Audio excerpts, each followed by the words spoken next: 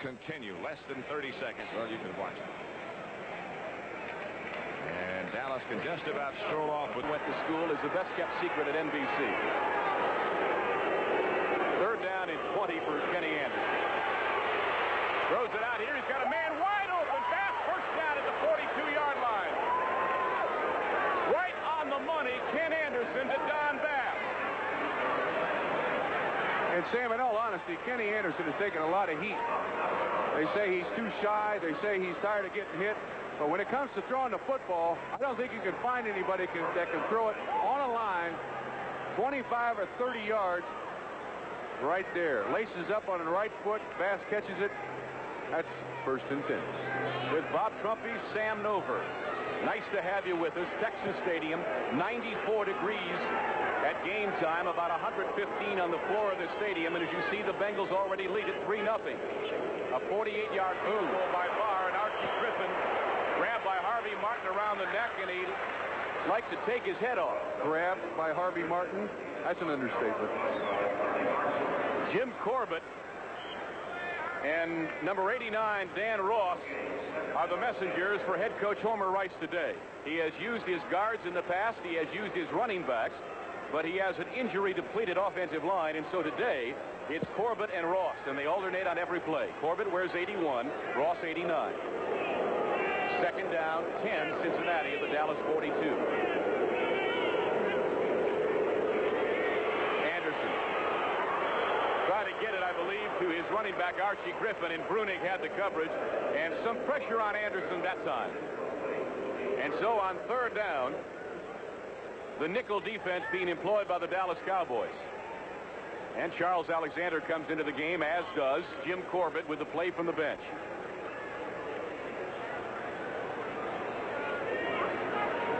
Three-0 Bengals. Third down and 10. And as soon as we get a chance, there's one final, and a one that has a bearing on Cincinnati, of course, 31-10. The Astrodome, Houston, Texas.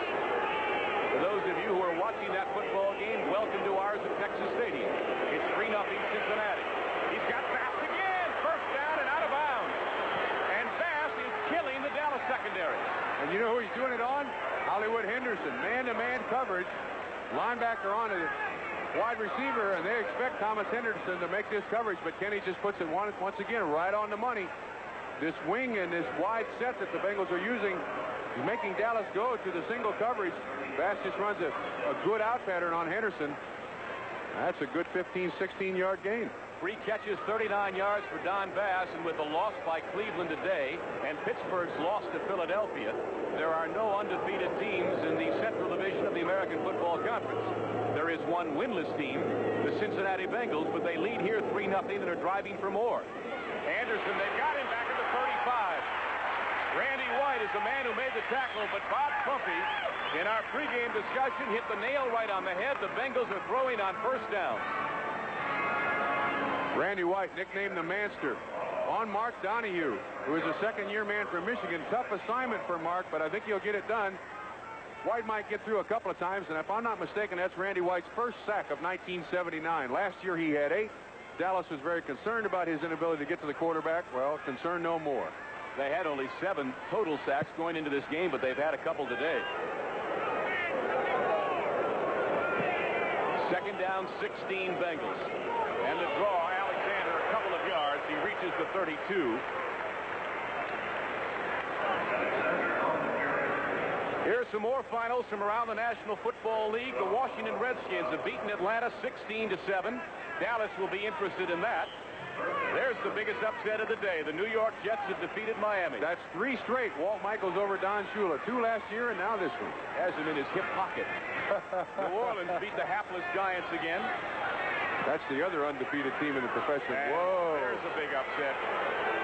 Philadelphia and Washington are now 4-1. Dallas must win to keep pace today.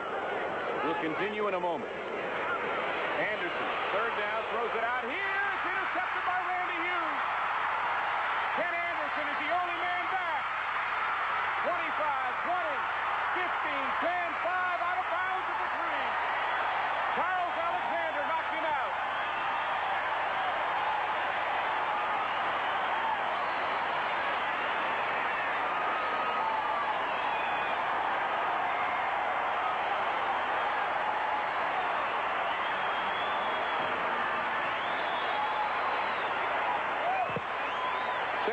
time that formation worked, they ran Dan Ross in motion.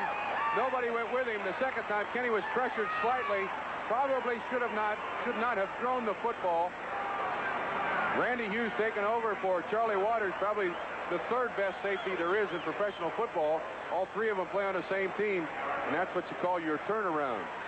1st and 10, Dallas on the 4. 68 yards on the return by Randy Hughes. And while Anderson did not make the tackle, he saved the touchdown, enabling Alexander to get back. So the Cowboys have the ball at the 3.5-yard line and a chance to get on the board. What a turn of events this has been. The Bengals leading 3-0, driving for more, and Anderson is picked off by Randy Hughes. Let's check the other scores. New Orleans has beaten the New York Giants 24-14 in its final. Houston, you saw, over Cleveland 31-10. We told you the Redskins beat Atlanta 16-7. That's final. Walt Michaels and the Jets upsetting Miami 33-27. That's final. And Philadelphia beat the Steelers 17-14. That is final. One more. Minnesota 13-10 over Detroit. That is final. You saw on the screen there Roger Staubach talking to Tom Landry, Jim Myers, the offensive coordinator, assistant head coach for Dallas, and Jim LeClaire talking on the Bengals sideline to Homer Rice and Dick Modzelewski. Somehow got to keep them out of the end zone here. A true test of a defense. 1st and 3.5.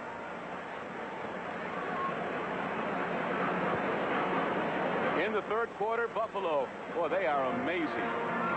They have played some excellent football this year. Baltimore is still winless after 4.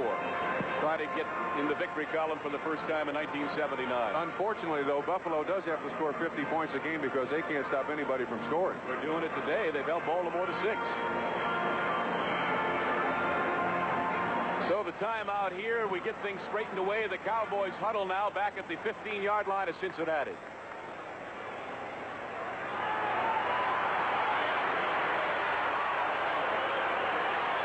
John Fitzgerald over the ball. Dorsett and Laidlaw, the running backs. Soldi in motion. Laidlaw, touchdown Dallas. It did not take long. 3-yard run by Scott Laidlaw. Soldi went in motion and led the way. Tight end trap. Tight end trap up the middle. Good blocking. Offensive line by Dallas. Just left it all up to Jay Soldi and Scott Laidlaw. Watch Soldi block on Wilson Whitley. Just enough to get Laidlaw up through the line of scrimmage. That's an easy 3.5 yards. 6-3 Dallas. So Rafael Seption will attempt to tag on the extra point. Danny White will hold. It is 6-3 Cowboys. And we may never know as this day progresses just how big the interception by Randy Hughes really is. Or was, for that matter, as we look back on it. Because the Bengals were driving for at least 3 more. Seption puts it up, and it is good. So there's a timeout on the field. Randy Hughes out for the kickoff. Here's Seption's kick. It is deep. Deacon Turner a yard deep in the end zone. 15 reaches the 20 and will go no farther as he's pushed back. Steve Wilson, 81 downfield, to make the tackle. So Kenny Anderson will go back to work now from the neighborhood of his own 20s Sports World. Pete Johnson gets outside to the 25-yard line, and when he gets outside, he is a lug. Brunig had to ride his back to bring him out at the 27. Still not healthy, Pete Johnson.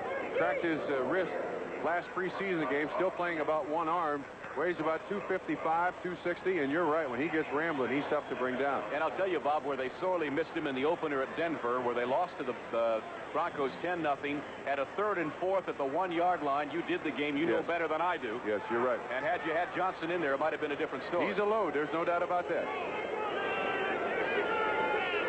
2nd down, 4 for the Bengals, now trailing 7-3. Anderson to throw it. Johnson could not hold on. Henderson had the coverage. And speaking of Thomas Henderson, that 68-yard return by Randy Hughes was the longest since Henderson's return of 79 yards against Tampa Bay in the 3rd game of the 1977 season. There's Thomas Henderson. Quiet it down a little bit. How many linebackers in the NFL do you know that got enough speed to have to their credit a 97-yard kickoff return? Well, there's one right there. I wouldn't want to try to outrun that fella. I think you're 100% right. I can't think of anybody. Third down here for Kenny Anderson. 4 yards to go. Bass and Curtis as receivers. Throws it out here to Bass. It's caught out of bounds. But he made an outstanding catch. They really caught it out of bounds. I think he had it. He is a great receiver, Bob. I think he had it. And I'll tell you what, Kenny Anderson really got leveled by Harvey Martin. Martin just around Mike Wilson. Kenny in desperation throws it. Still gets enough on it to get it out to Bass. I want to see this. I hope I see his feet. I think he caught that. I don't know how he got that over Aaron Kyle's fingers. In fact, Aaron Kyle tipped it. I think he came down with just 1 foot inbounds. We cannot see it, I don't believe. Yeah, but that was a good enough catch. You should give it to him. But I'll tell you one thing about Don Bass. He's the second best number 84 the Cincinnati Bengals have ever had. Oh, you're very kind. I didn't do much to that jersey. I very seldom got it dirty. I know that. Steve Wilson, number 81, back in single safety for Dallas. Awaiting Pat McAnally's punt, and he arches a high spiral. Wilson at the 25. Avoids the first wave at the 30 and out of bounds. And McAnally promised a 70-yarder today. That was not it, but he says before the day is out, 45 yards by the number 5 punter in the AFC, a 4-yard return. Came from Riverfront Stadium in Cincinnati, the Pirates and Reds, and we'll have both the American and National League playoffs. Staubach, the home run to Tony Hill, and he overthrew him.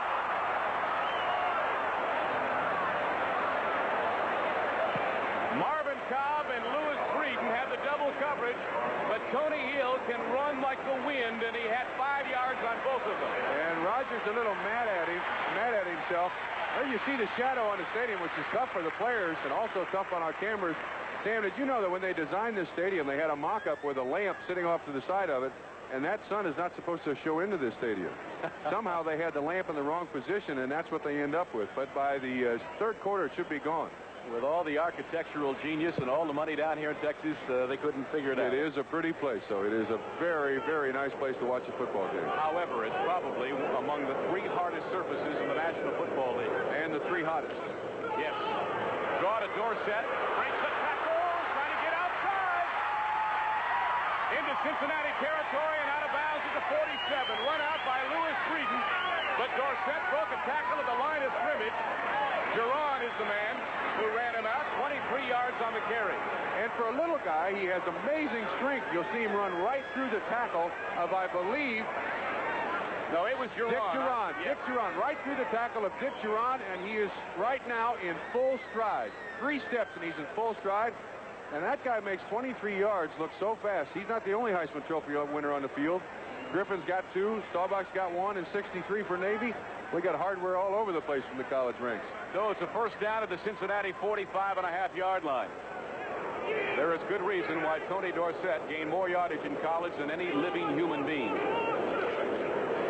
Brinson inside the 45 to maybe the 43-yard line. Easy, Jim Jimmy. Leclerc, the middle linebacker, getting tough. This telecast is presented by authority of the National Football League. I don't think Dallas has run outside their offensive tackles yet. They've run inside the offensive tackles right straight at the Cincinnati Bengals defensive lineman. Second down and a short 8. Drew Pearson goes in motion. Dorsett again looking to spring inside the 40. Close to a first down as he reaches the 36-yard line. And the trap blocking up front has been outstanding. The guards, Rafferty, number 64, and Scott, 68, are really having a ball with that young and inexperienced front 4 of Cincinnati. And people in professional football say that there's a difference between offensive linemen and defensive linemen, that offensive linemen are somewhat passive. Well, Dallas fixes that. They draft defensive people out of college and make them offensive linemen. So they've got a mean streak in them. There's the man behind it all. Tom Landry, Tex Schramm, Ermal Allen, Jim Myers. They know what they're doing when it comes to that oblong-shaped thing down there on the field. Third down, less than a yard for Dallas. Dorsett averaging 9 yards a pop already. 62 yards, 7 carries. Brinson gets the first down as he reaches the 35-yard line. Giron coming up from his free safety spot to make the tackle. But I believe he has the first down. Close enough to measure, though. Have they waved in the sticks? I think they're going to. There's Homer Rice. He's a disciple of the man he works for, Paul Brown, and also Tom Landry. Was the head coach and athletic director at Rice University. No relation. Also helped a great deal in the development of it's a first down Dallas. Some very good quarterbacks. Greg Cook at University of Cincinnati. Rick Norton at Kentucky and Tommy Kramer at Rice. Look what Buffalo's doing to Baltimore in the third quarter. And before we get off the subject of Homer Rice, he got what has to be termed a vote of confidence from Paul Brown this week. Brown quoted as saying, "I am not a musical chairs man. I am sticking with Homer Rice." Tampa Bay leading Chicago 10-6. Defensive struggle. Oakland has gone on top of Denver first quarter. And Seattle 3-0 over Kansas City.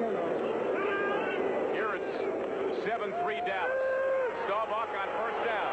He watched Drew Pearson. Frieden with great coverage had the interception, but Pearson came back to break it up. Excellent coverage by Louis Frieden, whose best day ever was in a 9-7 loss to Pittsburgh. He shut out Lynn Swann last year. He has the basic ability to do it, too. There's Drew Pearson and Roger Staubach. You talked about a vote of confidence earlier, Sam. The all-time vote of confidence went to Tom Landry in 1963. The Cowboys were not winning. Everybody wanted Tom Landry's head. So Tex Schramm, Clint Murchison got together and said there's only one way to settle this. And they gave him a 10-year guaranteed contract, and they've won ever since. That was Bob Trumpy speaking. This is Sam Nover. We're got a nice football game here, 7-3 Dallas on a very warm afternoon in Irving, Texas.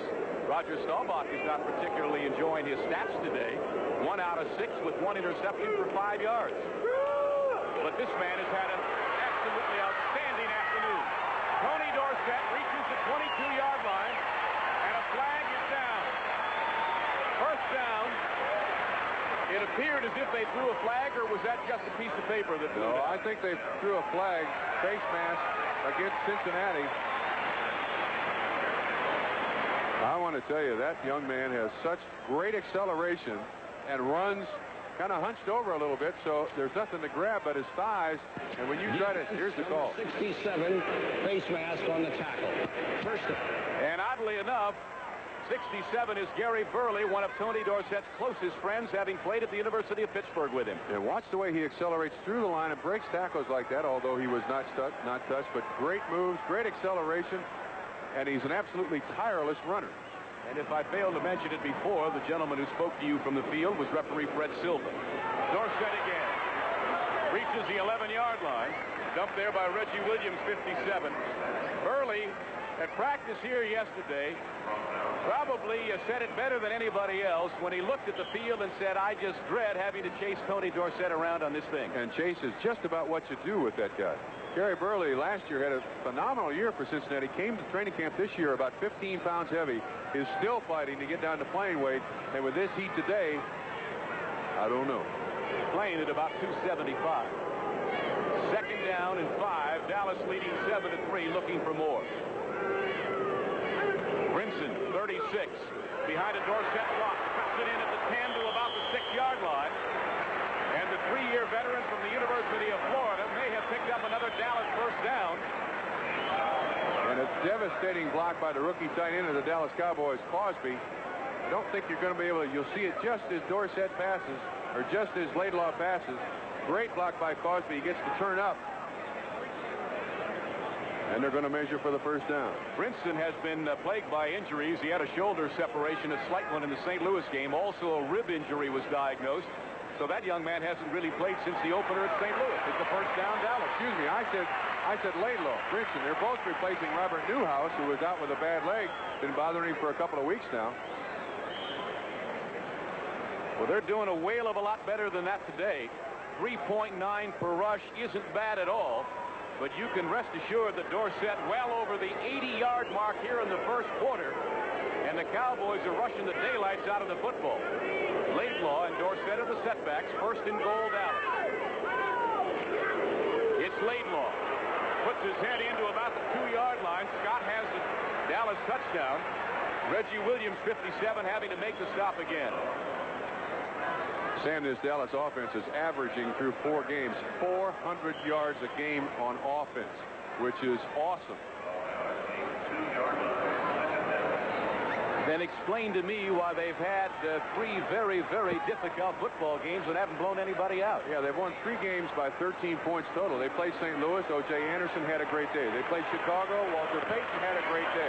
Last week, they had 5 turnovers. Roger Staubach threw an interception for a touchdown. They've had some bad breaks. So, Bob Trumpy back in Dallas, Texas. We're about set for second quarter action. First quarter stats very revealing. 104 total yards by Dallas. Tony Dorsett has 81 of them, all on the ground in 8 carries. Cincinnati in a goal line defense, 72 Mac Mitchell, 63 Mike White, 52 Tom Dinkle are all in there. Ken Riley is a lone back. They've got 4 linebackers and 6 down linemen. Second and goal. And to the goal line, I am waiting for the official signal. Staubach tried to sneak it in, but he did not get there. That was pretty tricky. That was Fitzgerald and Roger Staubach all by themselves. Nobody else was even down in their stance. Sam, I might tell you one thing. Tony Dorsett holds the single-game rushing record for Dallas, which is 206 yards. He has amassed 81 yards so far in the first quarter for Dallas. Keep an eye on that statistic, so we're just probably the length of the football shy of the goal line. Third down and goal, Dallas. They lead it 7-3. Early second quarter. Laidlaw is the other back. In motion, Laidlaw, touchdown Dallas. Same play.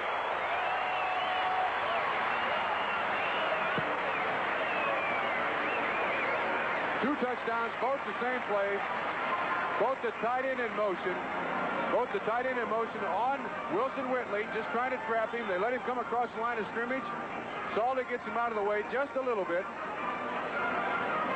Laidlaw up the middle for another touchdown.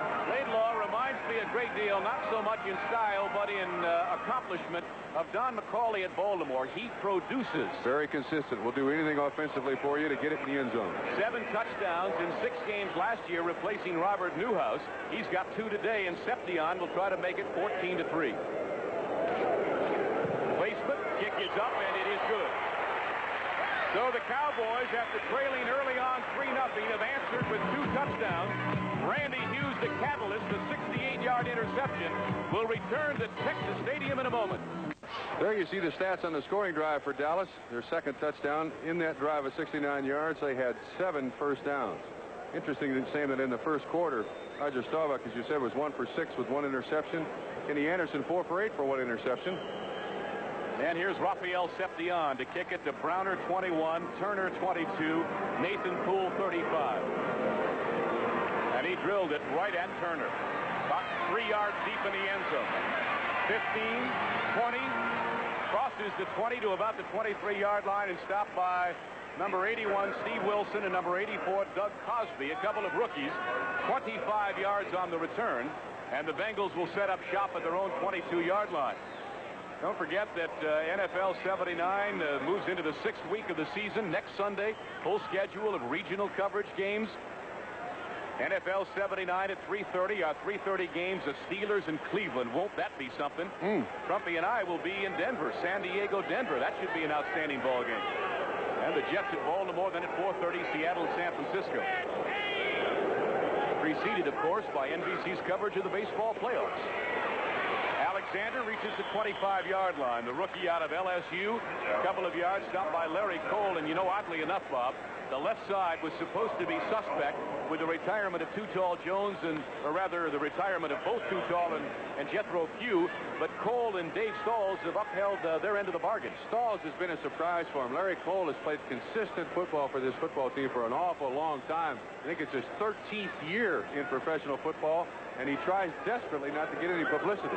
If there has been a disappointment along the front line, it's been 54. The man they say is the best defensive tackle in the game, Randy White. He has not played up to par. Throws it out here, Isaac Curtis, and he can't get it. Badly thrown pass. The pressure was on Anderson, and for just the 5th time in 5 games, they threw at Isaac Curtis. If he's not open and takes something away, you're wasting a receiver. Kreider, the young man in there now, is an excellent receiver. I imagine he'll get a lot more business. 3rd down and 8 for Anderson. Over the middle, Kreider couldn't hold on. He got his hands on it, and they say if you get your hands on the football, you should catch the pass. It may have been high, but Kreider is the rookie out of Lehigh. And in defense of Kreider, that's the first pass that's been thrown his direction as a throw. So you are going to be a little nervous. Kenny zipped that one in there, too. That's 3 downs and out again. And so Steve Wilson, number 81, is back in single safety. McAnally, number 87, to punt it for Cincinnati.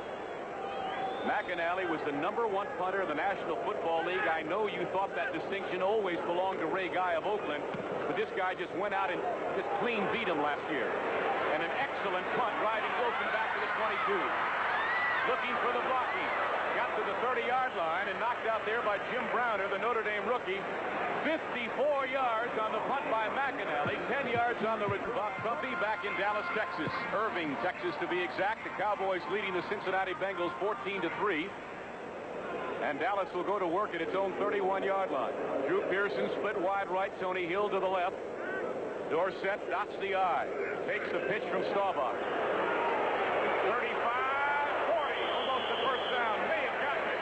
Reggie Williams is the man who made the stop. And why, Bob Trumpy, is Dorsett getting outside so easily? Well, that was a block by Jay Saldy, who is not only a tight end, but also a split receiver at 228 pounds. There's a final 31-10. Let's go ahead, Sam. I'll tell you later. We have Houston 31-10. Redskins beat Atlanta 16-7. One of the two big upsets of the day, the Jets over Miami by 6. New Orleans has beaten the Giants by 10. The second big upset, Philadelphia 17-14 over Pittsburgh.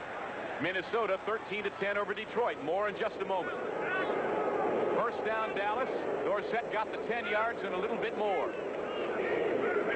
Play action. Throws it out here to Tony Hill, and he threw it in behind him. Ken Riley might have had the interception. And Staubach is not throwing the ball well today at all. Let's continue with the scores. Fourth quarter, Buffalo blowing out the winless Baltimore Colts. Also in the fourth, the Bears blood over the St. Louis Cardinals. That does it. Second down and 10, 14-3 here. Dallas leading Cincinnati. Straight ahead, Jim LeClaire making the stop on Laidlaw. So it'll be third down and long now for Staubach, who is 1 for 8 in the passing department. Sam, one of the real pluses for the Dallas offense, something that Cincinnati really suffers from, that is that Dallas, with the running back like Tony Dorsett, they use a lot of play action. They keep the linebackers uptight, and therefore the wide receivers can get 10 yards down the field and be relatively open. Cincinnati really doesn't have the running game to go to and use play action to keep those linebackers up. Cowboys are 3 out of 4 in third down conversions thus far. This is second quarter action, and they are moving into the sun.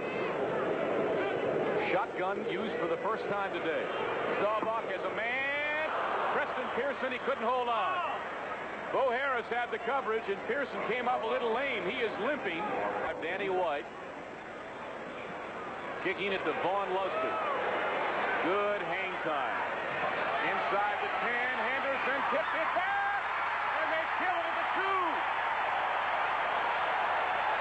Well, Thomas Henderson is the first to tell you that he's a remarkable athlete, and he just proved it.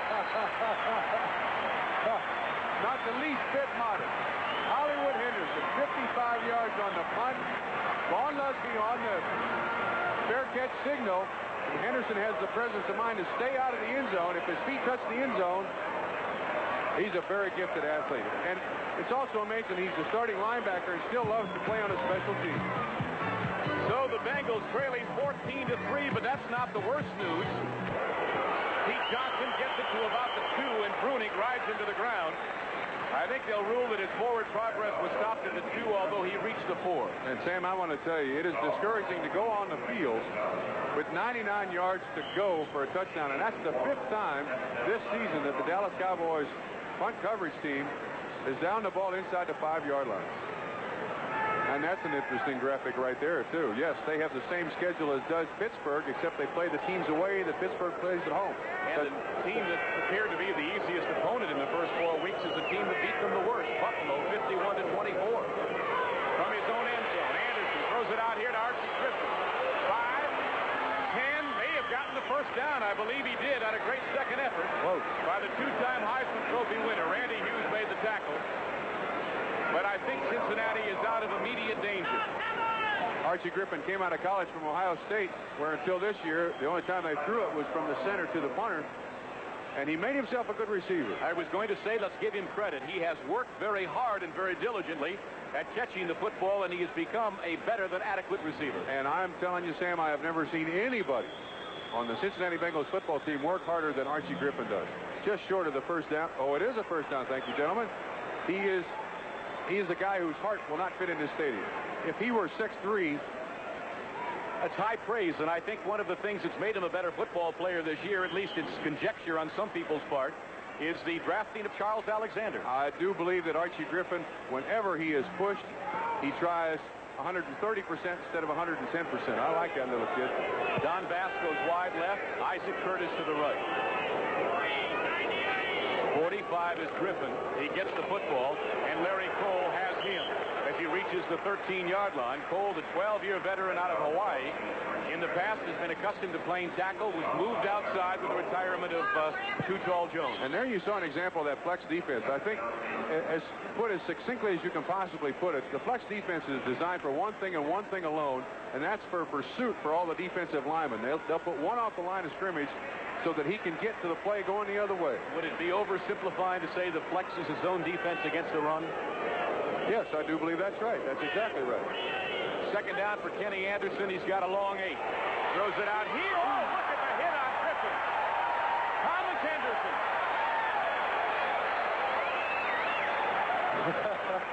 Little shrug of the shoulders there. He did that to Brian Sipe last week, and Sipe admits that he didn't see clearly for about 4 series. And this doesn't only take strength, it takes a great deal of timing. Boom. You say you want to play football, do you? You want to drive a Rolls Royce and wear a mink coat? Well, that's the price you have to pay. Dan Ross, 89. Steve Kreider, 86. And 40, Charles Alexander, all come into the Cincinnati backfield.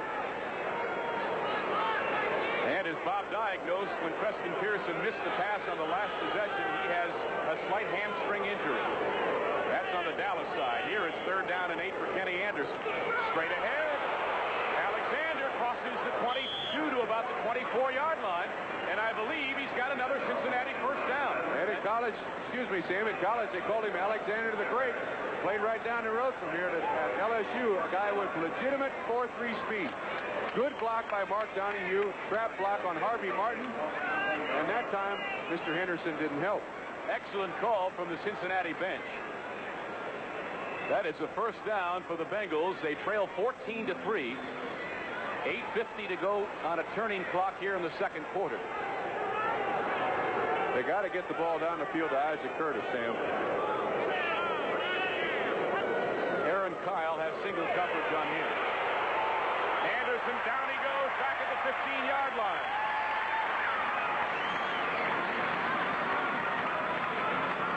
Let's pause briefly for station identification.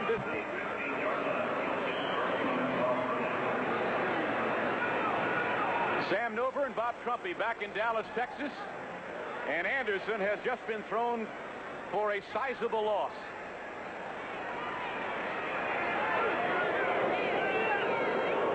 Second down, 18. Cincinnati back at their own 16-yard line. Anderson forced to throw it. As Archie Griffin out of bounds at the 20. Henderson had the coverage. So a very short gain on second down. And it doesn't erase the problem, Bob. Kenny's got a 4th quarter. I'm sorry, it is late 4th quarter. It is not final. Late 4th quarter. 3rd down for Kenny Anderson. Throws it down here, and it's caught. Dennis Thurman had the coverage on Steve Kreider, and they ruled he caught it out of bounds. Oh. I'd like to see that one again. Well, that's one of the first things a rookie receiver has to learn is without looking where that sideline is. And it just comes with practice. Nobody shows you how to do it. You just got to have to. McAnally back at his own 5-yard line. Steve Wilson in single safety at his 30. I think respecting McAnally a bit more than he did on the first 2 punts of the day. Giving him a good 60 yards, Bob. I think that's safe. Yeah, he might get one here. Didn't get all of it, but it's good enough. Wilson fair catches and goes out of bounds at the 32-yard of the change of possession. Well, then why was the flag up here? Let's listen. Maybe Fred will tell us. Post possession, number 57. Personal foul. In this series on their own 17-yard line. Staubach tried to give it to Laidlaw, cutting back, and he was stopped for perhaps a yard loss on the play by Eddie Edwards, the 3rd-year man from Miami of Florida. Texas Stadium in Irving, Texas beat Atlanta 16-7. The Eagles shot Pittsburgh 17-14. Second down, 11 now for Staubach. Good protection. Throws it out here short. Dorsett spins around and goes down to the 22-yard line. He looked like he was screwing himself into the ground. A pirouette. What a talented guy he is. And he looks a little bit tired, but as you said earlier, Sam, just rounding into shape for the 1979 season, out for a number of weeks with a broken toe, dropped a mirror on it on the team bus after a football game. But he's one of those guys that he runs 25 yards, gets up like somebody shot him, and the next time they give it to him again, he runs 65 yards. Bob, I had the real pleasure of watching every home game he played at the University of Pittsburgh during his 4 years there. And he not only is a great football player, but he's handled his publicity and notoriety better than anybody I have ever met in professional sports. It is third down, and from the shotgun, Staubach to throw it. Throws it down here, and he's got a man. First down to Tony Hill. His first catch of the day, I believe, at the 40-yard line. And Dallas going with the spread formation. That makes the Bengal defensive back single cover. Three very gifted receivers. Tony Hill out of Stanford, as I said in the pregame program. Dallas took a chance and let Golden Richards go to Chicago and hoped that this guy would develop. Well, I think he's developed about 10 times faster than they thought. That's not a bad statistic right there. Tony Hill's license plate here in Dallas reads dial 80. And Staubach has called that number a few times, hasn't he? And you know what his teammates call him? What? Drill Hill. I like it. From the 41 of Dallas, the Cowboys already leading 14-3. Drew Pearson in motion. Dorsett trying to cut it back, and this time they were waiting for him. Browner forced them in, and Leclerc filled the hole, and the net result is a loss of a yard. And if for some reason it does appear that everybody's moving like they have sand in their shoes down there, ladies and gentlemen, it's about 115 degrees on that field. The sun is just now leaving the field of the stadium here in Texas. It is very warm. And the clock continues to move. 5:10 to go, second quarter. Pearson goes wide right and Hill to the left. And again, Brinson and Laidlaw alternating on every play. They're bringing in the offensive calls from the offensive coordinator, Dan Reeves. The flag is down as Dorsett reached the 43-yard line. Now it is final. I was premature a moment ago, but Tampa Bay has won its fifth straight, 17-13 over the Chicago Bears. Here's another final, Buffalo, and another reasonably amazing football team. They go 3-2 on the year. Could be 4-1 had Tom Dempsey made a 26-yard field goal against Miami in the opener. They beat Baltimore 31-13 today, and the Colts are 0-5. Second down and about 20 now for Staubach from the shotgun. They got it. He got rid of it, and the pressure caused that incompletion. Eddie Edwards was there, so was Ross Browner and Wilson Whitley. I guess they were all there, or at least in the vicinity. Yeah, one thing about the shotgun, it may be good, but when you go back there, you know, everybody knows they're going to throw it. There's Eddie Edwards, Ross Browner on the outside. Eddie Edwards from Miami just about gets to him. Wilson Whitley and Eddie Edwards were the two first-round draft choices a couple years ago for the Bengals, and that's what they're going to build their defensive line with. You know, you add Mac Mitchell, who was the #1 draft choice of Cleveland, I believe, and of the 6 defensive linemen the Bengals carry, 4 of them first-round choices. Well, Staubach's got a quarter of a mile to go here on third down at his 30-yard line. Steps up in the pocket, throws it down here to Tony Hill. Oh, Drew Pearson, first down and more. Carries the man to the 32-yard line. Drew Pearson, number 88.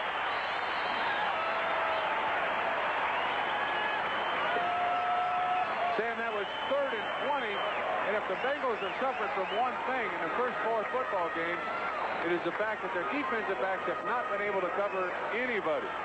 And Drew Pearson, once again, Staubach is kind of flushed out of the pocket with a decent pass rush, but he stands up there, and watch how thrown behind him. Not bad coverage by Dick Duran, but poor tackling once again by the Bengal defensive backs.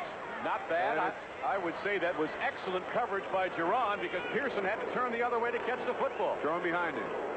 It really was not on the money. Pearson just made a remarkable catch. 38 yards on the pass to Drew Pearson, and Staubach wants more. Almost intercepted. Ken Riley, the 11-year veteran, cut in front of the intended receiver and almost had the interception. He's the elder statesman on the Cincinnati Bengals in his 11th season. And you're right, he almost had him one. A receiver, no matter who it is, no matter how many years he's played, when he goes out for a reception, he must remember one thing: come back with a football. That's a lousy day for Roger Staubach. So the clock stops with 3:54 to go here in the second quarter. It is a third down. It is a second down and 10 to go. Dallas leading 14-3. Steve Wilson replaces Drew Pearson at one wide receiver spot. Here's a screen to Dorsett. 25, 20, 15. Look at him change direction to the 10-yard line. Jerron made the saving tackle. First down, Dallas at the Cincinnati 11. Well, we very seldom give a pat on the back to the offensive line, but watch the Dallas offensive line. Fitzgerald, Scott, Donovan. They set the whole thing up. Rayfield Wright at right tackle. Dorsett knows what to do with it when he gets it out there, cuts it back inside, then to the outside. Look at the acceleration that guy has. An amazing athlete. He gets it quickly, doesn't he? Oh, he's outstanding. There are not enough adjectives to describe this young man who, as I said earlier, is playing in probably his equivalent to the first game of the year. He missed 4 preseason games. Tony takes it again. Outside. Out of bounds at about the 5-yard line.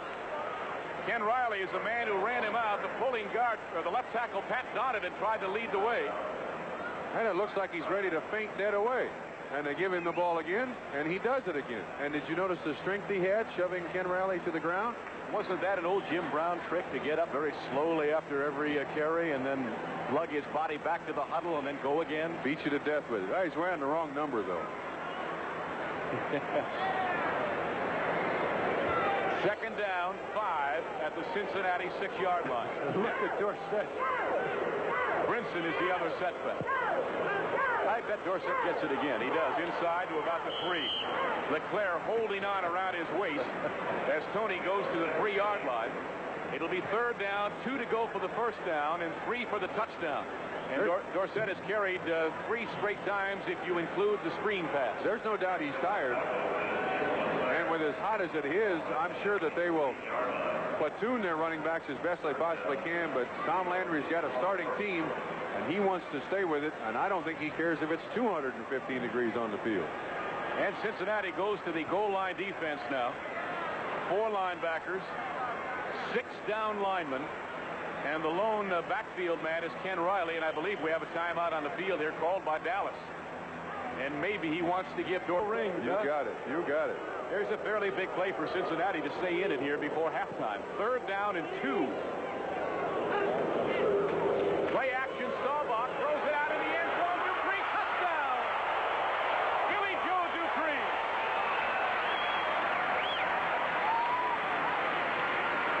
Bo Harris was just simply overmatched. He had one-on-one on the big tight end, Billy Joe Dupree. Well, what they do is they fake a sweep behind Dorsett. He comes all the way across the line of scrimmage, right at the goal line. Staubach does a good job at disguising it. And Dupree is supposed to outrun Bo Harris. I don't think Bo could have done much better covering Billy Joe Dupree right there. And he's now the 4th best receiver in the history of Dallas, 184 catches, behind Bob Hayes, Drew Pearson, and Frank Clark. Very select company for Mr. Dupree. And Raphael Seption to tack on the extra point. It is perfect.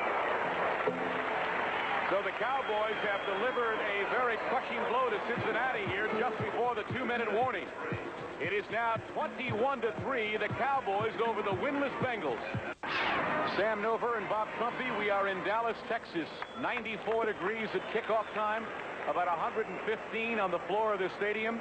And the Cowboys are about as hot as the weather. They lead Cincinnati 21-3. Seption to kick it deep. And he drills another one. Deacon Turner, 5 yards deep in the end zone. 15 does not reach the 20 to about the 18-yard line. And as they unpile, 57 is Bruce Huther. And also Ron Springs, number 20, combined to make the stop at the 19. And if you didn't see our pregame program, we featured the flak jacket that Kenny Anderson is wearing. Comes out of Houston, made famous last year by Dan Pastorini to protect his lower back. Thing only weighs 4 ounces. and it covers his entire rib cage. Rather warm, though, I imagine, on today. No, he has not gained 15 pounds. That's the flak jacket. Why would anybody have missed our pregame show? For the life of me, I can't figure it out. First down for Anderson. Throws it over the middle. He's got Archie Griffin to the 25. 30. Dragged down from behind by Randy Hughes, but that's the first down. And we have reached the 2-minute warning here in Dallas. That will be a first down at the 32-yard line of Cincinnati, and Anderson now will put the 2-minute offense into operation.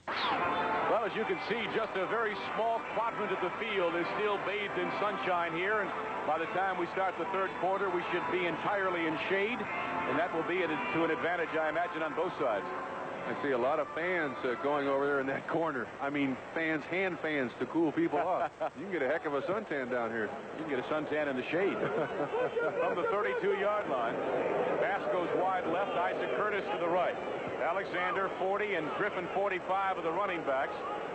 And to about the 35-yard line, the ball carrier Charles Alexander, as Anderson tried to cross him up a little bit, and he didn't fool anybody. Larry Bethea, 76. And Bruce Thornton, 77, are the men who combined to make the stop. And they have the nickel defense in there now for Dallas. Second down, 6. Throws it over the middle. He's got a man. It's Bass to the 45-yard line. Bass is one of many Texas natives playing in this game for Cincinnati today. Billy Brooks, of course, is not here. Bujnak is injured. Blair Bush, Vern Holland, Wilson Whitley. Great catch by Jimmy Corbett at the 43 of Dallas, and Cincinnati slowly, inexorably moving downfield. But you know what, Sam? A lot of people ask people in football, why is it so easy for you to gain yards the last 2 minutes of the half of the game, and you can't do that during the football game? Well, the reason is Dallas is sitting back far enough to make sure that they don't get a touchdown. They'll give up 10 yards. They don't want to give up 6 points. Okay, we'll return in just a moment. The announcement was furnished as a public service by the National Football League. A minute 12 showing here in the first half. Cincinnati has moved the football now to the Dallas 43-yard line, where they have a first down. And to score here before halftime for the Bengals could be very, very valuable. Griffin inside the 40 to the 38. Upended there by Randy Hughes, the strong safety. It'll be second down and 5. The Bengals have 2 timeouts remaining as we move under 1 minute. Anderson back to pass on second down. Has a man back at the 21-yard line. And he held onto the football. A great catch by Don Bass. Great concentration on the football. He took a good lick. A very good hit from Dennis Thurman.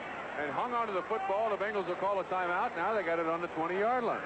And to add one more thing of what I said, why it's so easy to get yardage with 2 minutes to go in the half, and that is the defensive backs are protecting only one part of the field within the last 2 minutes, and that's the field behind them. The rest of the game, they're protecting all the field. Harvey Martin, number 79. Words. I still sometimes insist on using the words.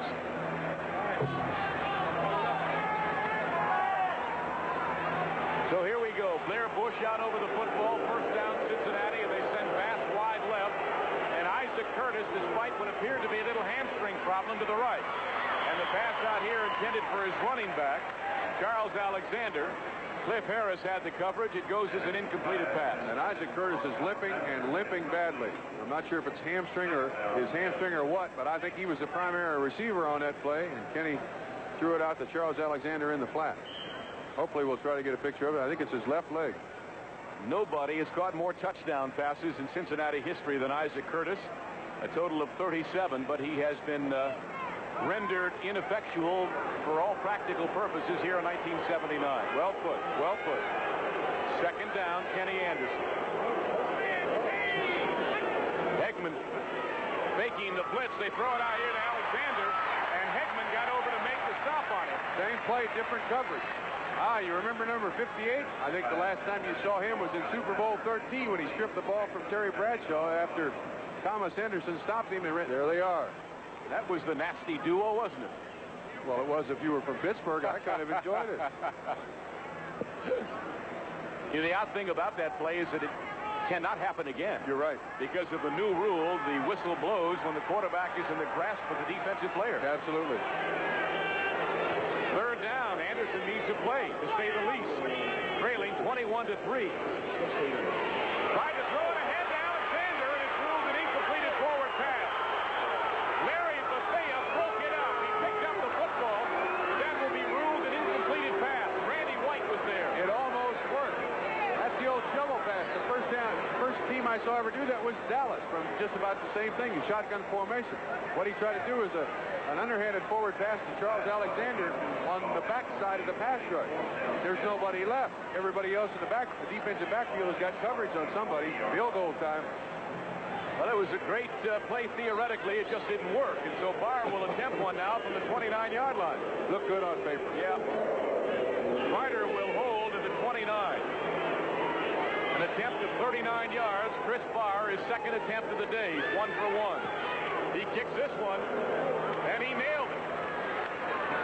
So Barr has been the only offense Cincinnati has had this afternoon.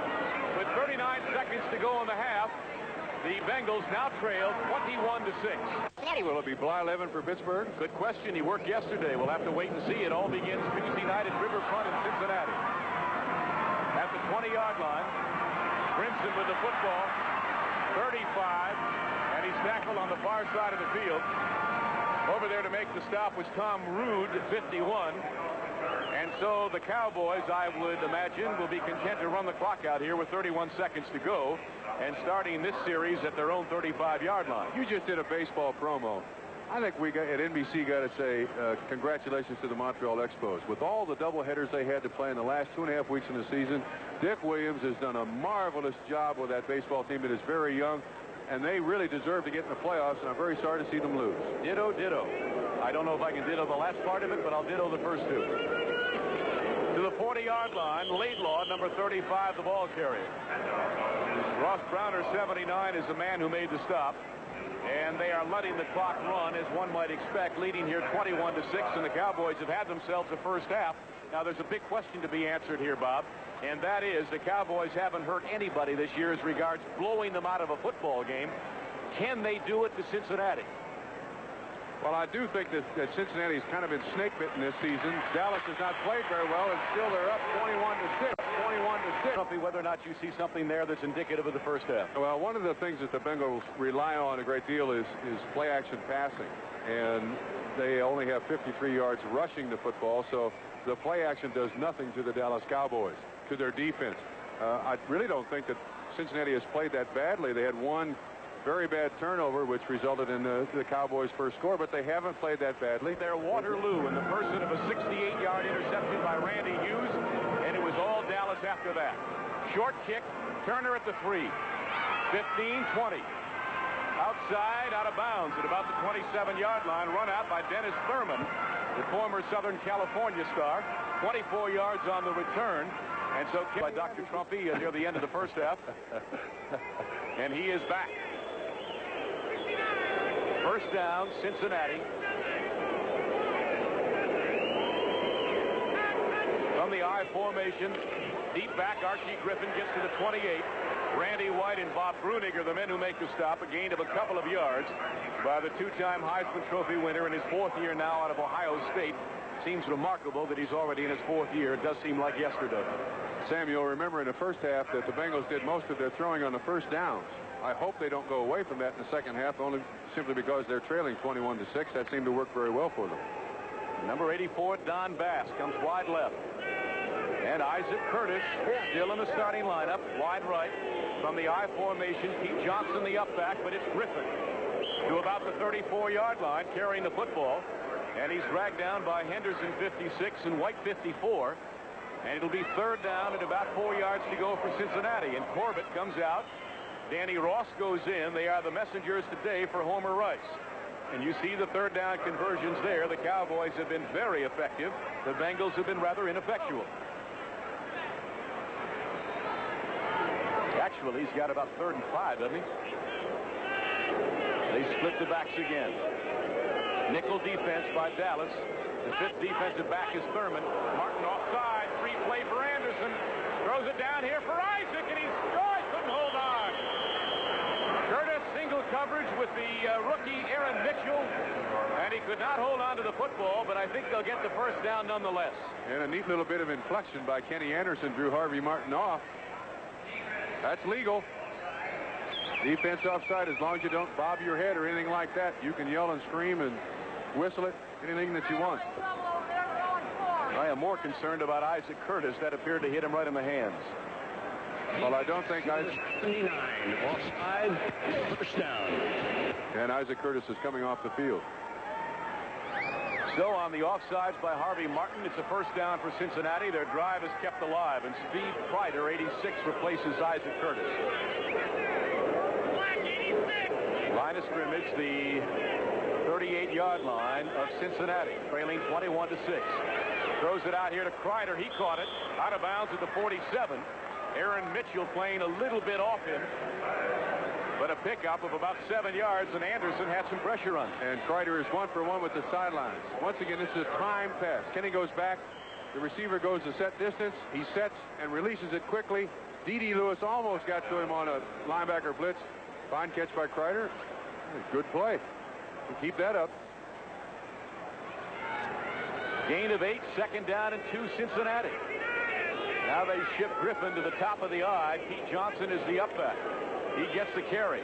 First down as he reaches the 48-yard line, I believe. Brunig is the man who made the stop, but Johnson is a lug. 250 pounds, 6 feet tall, third year out of Ohio State. Would 9 pounds make any difference as to whether or not he's a lug? No, is he He's 259. Wow. And he can still run, and he can catch the ball very well. Unfortunately, he's playing one-handed. There's a big part of the football game right there, time of possession. That normally tells you who's winning and losing.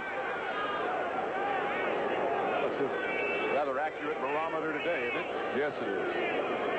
Bengals moving now, have a nice drive going. Anderson on first down, throws it over the middle to Bass at the 35-yard line. Stopped by Aaron Kyle, but Bass has had himself a great afternoon. Absolutely. Getting nothing but single coverage out there, and Bass is making Aaron Kyle look bad. He's a big kid, too. He weighs about 218 pounds, has sensational speed, is from right here in Dallas, went to Houston, has a lot of players on the Dallas team that were teammates of his. 6 catches, 81 yards unofficially for Don Bass today. And when Billy Brooks comes off the injured reserve list, the Bengals are going to have some outstanding receivers if they can get Isaac going. Griffin for a couple of yards. And while I gave you that statistic on Bass, it reminds me that I want to tell you that here in Dallas, you get about as good a spotting and stats score as there is in the National Football League. Bruce Jolish is our stats man. Doug Adams and Ted Davis are the spotters, keeping Trumpy and I in business as usual. As you see a third quarter score, 21-6. That's us here, Texas Stadium, Irving, Texas. And we'll keep you up to date on the other late games as the scores come into us.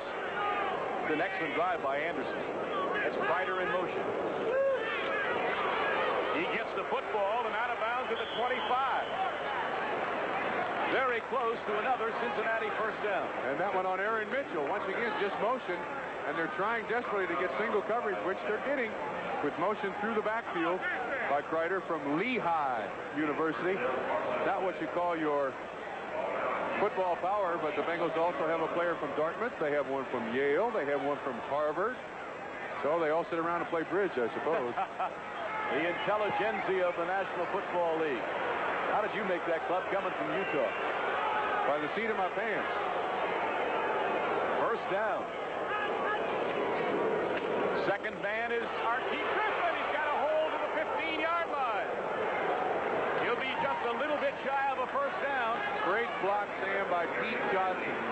He just blasted D.D. Lewis. Watch Pete Johnson on this lead block.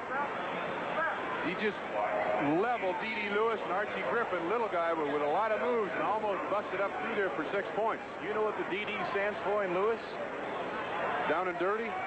Dwight Douglas. Oh, I like mine better. After Dwight Eisenhower and Douglas MacArthur, he's got some big reps to live up to. Really? You smoke a pipe? I don't know.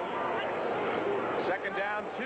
Johnson puts his head into the pile and may have gotten the first down for Cincinnati inside the 15-yard line. Oh, did he ever. He broke through that pile. I hadn't seen where he landed, but he's down at the 12. Cliff Harris had to make the stop, but that will be another Cincinnati first down. And when he gets healthy, he's going to be something else. I repeat, playing just about one-handed. And the offensive line of the Cincinnati Bengals captured the line of scrimmage there, and that's why you come up with a first down. This is the best drive for the Bengals today for sure, maybe for the season. They have really moved the football, and Dallas hasn't challenged them at all.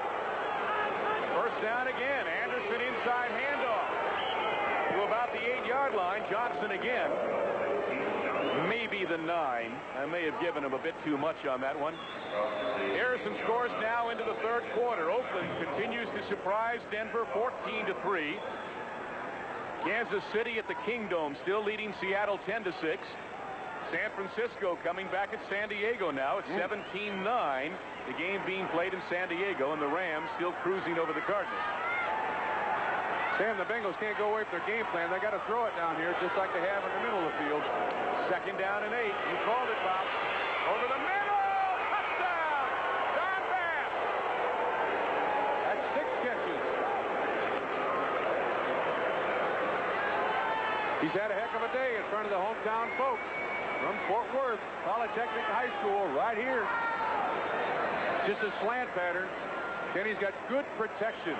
Throws it low. Make sure no interception. Brunig, Aaron Mitchell on the coverage. They kind of bumped into each other. 6 points. Thank you, sir. And so Chris Barr will attempt to make it 13 points for the Bengals.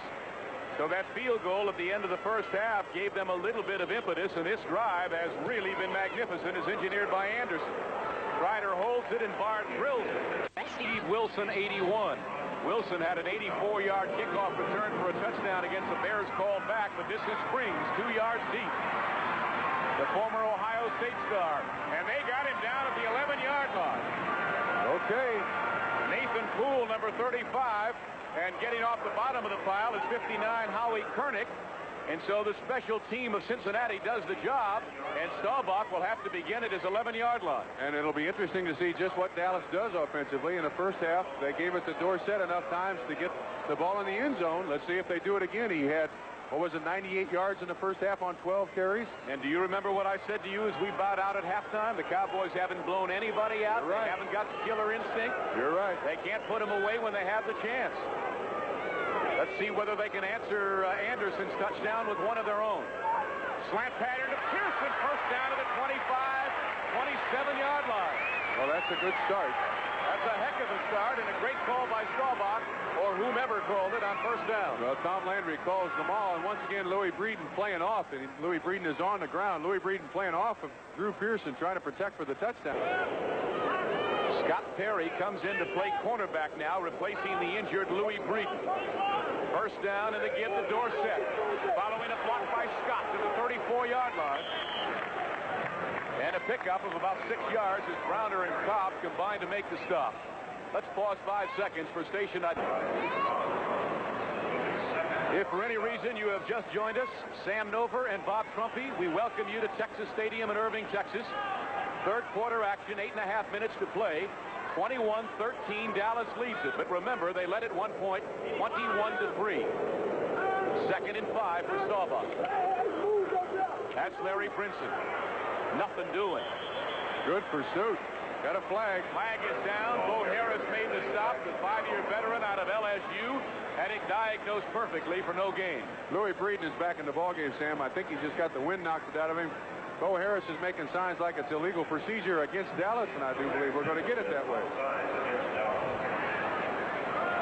If so, I would imagine Cincinnati will refuse it, Bob. Wouldn't you think so? Well, I don't know. With Tony Dorsett averaging about 7 yards a carry, I think I'd take it back. You see, I can be a defensive captain for the Cincinnati Bengals, but then I don't want to be. Why not? Because those guys hurt you when you play out there. Here's Fred Silver. Offense, number 87. Offside. Second down. 87 is Jay Saldy. So it's second down again, but now they have 10 yards to go for the first down. Tony Dorsett has gone over the 100-yard mark rushing for the 7th time in his very brief career. Here he is again. He almost broke that one to the 31-yard line. Boy, it sounds trite to say it, Bobby, but he is Mr. Excitement. When he gets his hand on the football, he might just as well go 70 as a yard. You're right. And did you see the move he made? He jumped 3 yards sideways, a little fake. It's a draw. Watch the move he makes at the line. Look at that. I'm telling you, there's no coach in the world that can take credit for that. That is natural ability. Burley's having a field day running down his former Pitt teammate, Tony Dorsett. So here's a big play now for Staubach on 3rd and 7. They slot Billy Joe Dupree right. It's a double wing. Staubach's got a man. First down. Tony Hill at the 40-yard line. And just a very simple out pattern. He had the linebacker coverage over there, Reggie Williams, and he just clean beat him at the sideline. Absolutely, Sam, well put. Turnabout fair play. That's exactly what Cincinnati was doing, trying to put a running back or a receiver on a linebacker. Tony Hill, who is, to say the least, a gifted receiver, he's supposed to beat Reggie Williams in all those cases. Reggie Williams owns a dog. It's a Great Dane, and the dog's name is Endangered Species. First down, Dallas. So a nice 3rd down conversion by the Cowboys at their own 40-yard line. And he throws it out here. He's got Dupree at the 43. Look at him as he tanked to the 45. And Marvin Cobb had all he could do to wrestle him out of bounds. I'll tell you one thing that's good about Billy Joe Dupree. He's got a heck of a coach. That's Mike Ditka, who's one of the all-time NFL tight ends ever. And this is the other half of the play that Drew Pearson caught just a minute ago. This is the underneath part of that play. Billy Joe Dupree just out in the flat. And with his size, that's 6'5", 245 against 5'10", 195. They've got 63,179 in the house today, about 1,700 no-shows. That's 5 consecutive passes now that Staubach has completed after a horrendous first half, and Dorsett goes nowhere. What a fine defensive play by Wilson Whitley, 75, whom Mike Webster, the Steelers' all-pro center, calls the strongest tackle in pro football. He was, at least, when he was playing the 3-4 as a nose tackle. From the University of Houston, a Lombardi winner 2 years ago, first-round draft choice by the Bengals, and he just beat the trap block. He got across the line of scrimmage before the guard could get to him.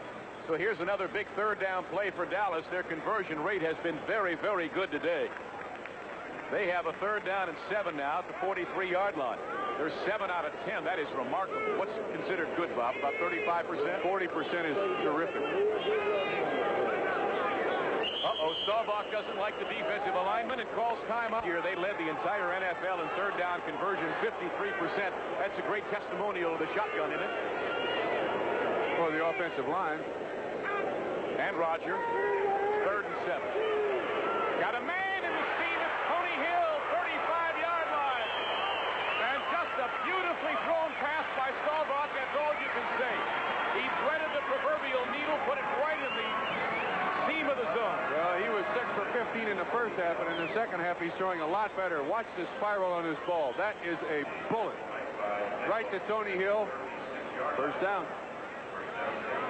Let me correct something Bob and I said earlier about Tony Dorsett having 7 days of rushing over 100 yards. He's had 11. Not 7, but 11. And this is just his 3rd season in the National Football League. First down, Dallas at the 35 of Cincinnati. Cowboys lead it by 8 points. Screen on the far side. He's got blockers. No, Riley with a great defensive play. Great play. And Drew Pearson just caught the 300th pass of his National Football League career here in Dallas. A flag is down. And he is just the 10th active player to have accomplished that remarkable feat.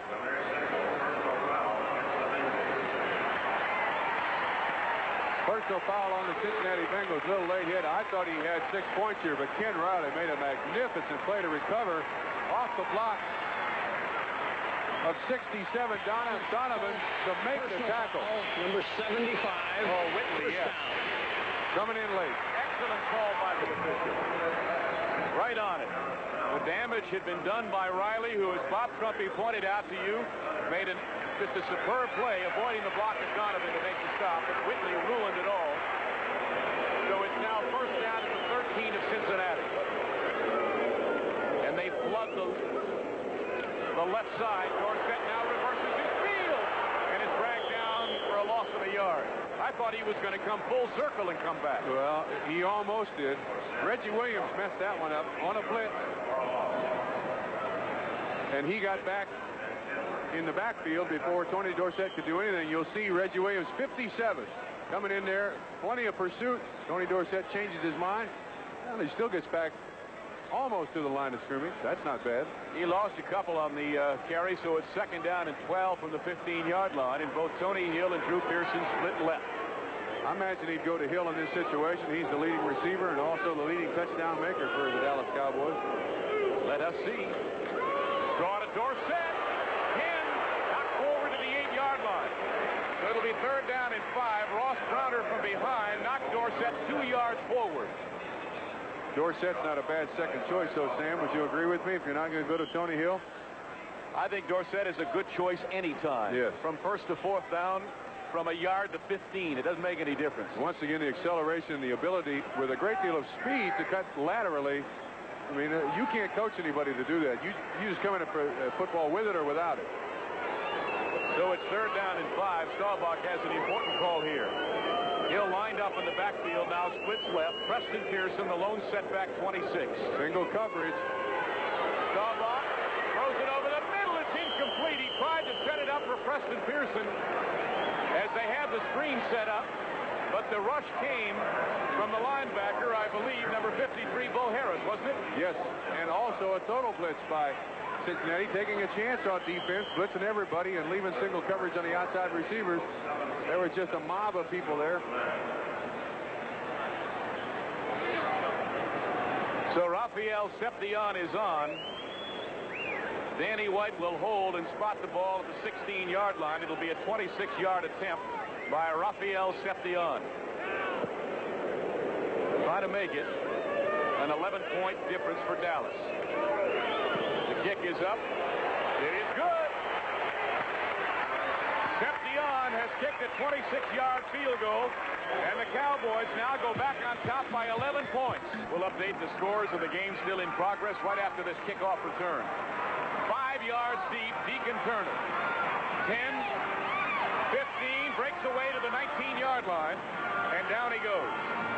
All right, here we go. Game still in progress around the National. 24-13 Dallas. From the I formation, Anderson to pass on 1st down. Isaac Curtis came down with it at the 30-yard line. That's the talent that has distinguished Curtis as one of the greatest receivers in the National Football League, something that has been lacking from the Bengals offense in '79. I agree. I've never seen anybody in professional football with better hands than Isaac Curtis. He's the only guy I've ever seen that can catch the ball when it's past him. He has that kind of ability, which is hard to understand, but even more difficult to do. They got to keep getting the ball to Isaac Curtis. I like that. Hard to understand, but even more, that's very good. I don't know what it means, but I like the sound of it. Big series here for Cincinnati. Nothing doing on that carry. Archie Griffin stopped right at the line of scrimmage by Aaron Kyle and the Manster himself, not Monster, but Manster, Randy White. There's one thing about your line, Sam, that this is a key series for Cincinnati, yes, but somehow you got to know that and not let Dallas know it. There's Randy White getting through there, yes. It is a key series, and I expect Cincinnati to continue to throw the football. That's what they've had the most success with. 2nd down and 10, 3 wide receivers as Kreider joins Curtis and Bass, and Charles Alexander is the setback all by himself as they slot Bass to the left. And Don has had a marvelous afternoon. Anderson throws it to Isaac, and he overthrew him at the 45-yard line of Dallas. The rookie Aaron Mitchell, who had to start at the last minute in place of Benny Barnes. Barnes, of course, you Cowboy fans know, has had a chronic foot problem, bone spurs, I believe, and he just hasn't played a lick today at all, and so the responsibility has fallen on the shoulders of this Nevada-Las Vegas rookie, Aaron Mitchell. And playing on this AstroTurf probably does not help someone with sore feet. You know, the Dallas Cowboys don't even practice on AstroTurf, Sam. They practice on grass. Tom Landry doesn't like AstroTurf. Or tartan turf, as this is. This is tartan. Slightly different. 3rd down and 10 now from the 32 of Cincinnati. Well, if this is a big series, then this is an even bigger play. Intercepted!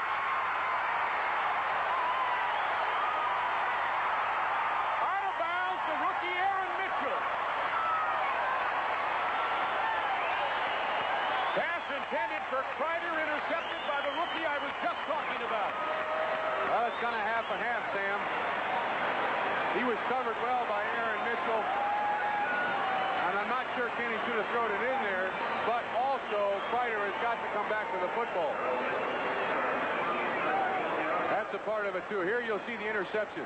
He's going upfield to catch the football. When he makes his break, he's got to come back to the football.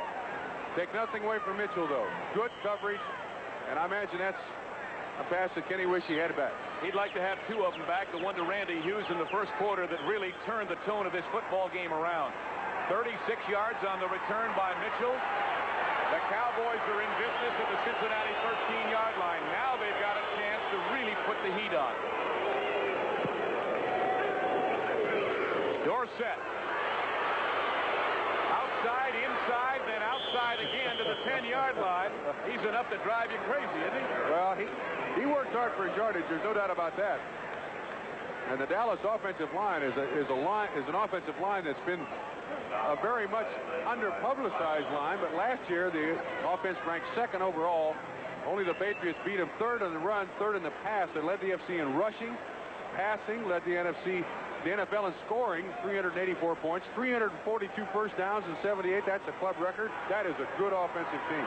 You know, they love Dorsett so much back in Aliquippa, Pennsylvania, Bob, that the radio station there carries all of the Cowboys games. They're on the Cowboys radio network, would you believe? Just so they can keep track of the most illustrious Aliquippa native. Aliquippa, Pennsylvania? You bet. Larry Brinson, nothing. Ran into the stone wall of the 10-yard line in the person of Jimmy LeClaire, the middle linebacker, and I know you think very highly of him, Bob, having played with him for, what, 6-7 years. One of the toughest middle linebackers I've ever come across. That's Eddie Edwards. I think he's got a leg cramp and nothing more than that. Hopefully that'll pass. It's from the heat. That's what it is, a leg cramp. And Mike White, the rookie out of Albany State, has come on to replace him. Edwards wanted to stay in there. Anyway, as I was saying about Jim LeClaire, he is one tough cookie in the middle. Third down and 7 now for Dallas. So as Anderson had a big third down play a moment ago and was intercepted, Staubach has one now. Looking for the quick pop. It wasn't there. Now throws it over the middle. Touchdown to Tony Hill.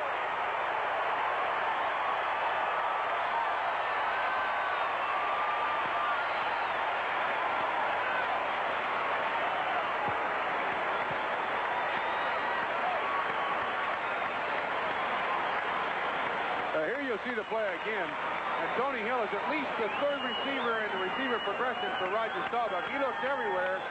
And once again, hit his rifle, flat rifle. And Tony Hill could take some abuse because Marvin Cobb hit him right in the chest and he hung onto the football. And he caught that football right between Cobb and Bo Harris, the linebacker. They appeared to have excellent coverage, but there is no coverage on a pass like that by Staubach. Agreed. He couldn't have thrown it any better. Seption to make it 31 for Dallas, and he does. Now the Cowboys can feel comfortable, and they have rebounded very well. So they have answered Cincinnati's offensive thrust with one of their own. That's caught out of bounds, and Seption will have to kick it from the 30-yard line. Chris Barr. But it is a commanding 31-13 lead for the Cowboys as Seption kicks it again. Deacon Turner at his 8-yard line. 25. And runs right into the grasp of Bruce Huther, the special teams captain of the Cowboys. Again. Offside. 76 on the kicking team. Offside. Re-kick. Set has had himself a day, I can tell you that. He looks like he is rounded into shape after missing 4 preseason games in the opener in St. Louis. Nathan Poole, number 35, is deep with Jim Browner and Deacon Turner. Dorsett unofficially 113 yards rushing, 18 carries. 26 catching the football, 2 receptions. At the 13, it's Turner again. 25. Knocked down at the 30-yard line, and a very fine tackle by Dennis Thurman. 11 seconds to go in the third quarter, so this should do it. Unless an incompleted pass stops the clock for some reason.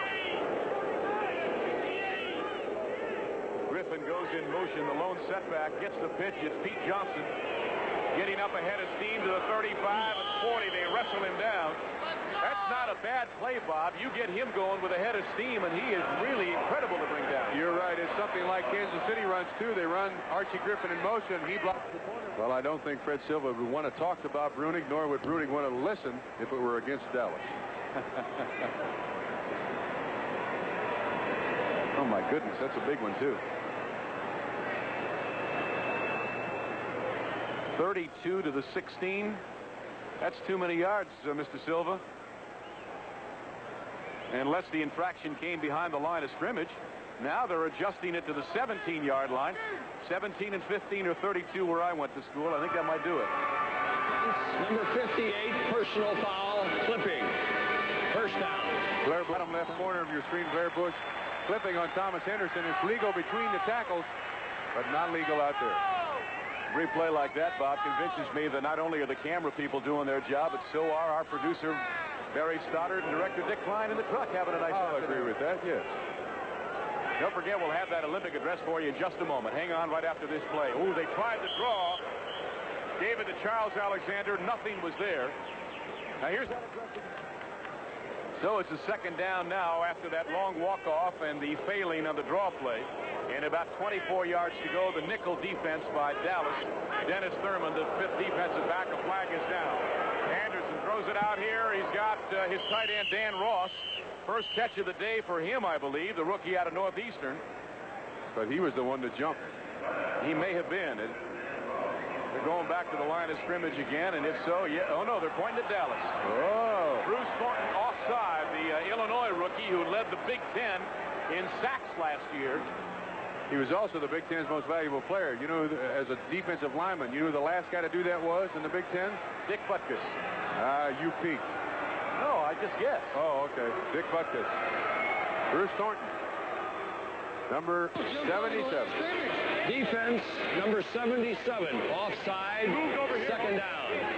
Hey, I'm serious. I just guessed. I want a star for my forehead. It was Dick Butkus. Dick Butkus. How did you know that? I said.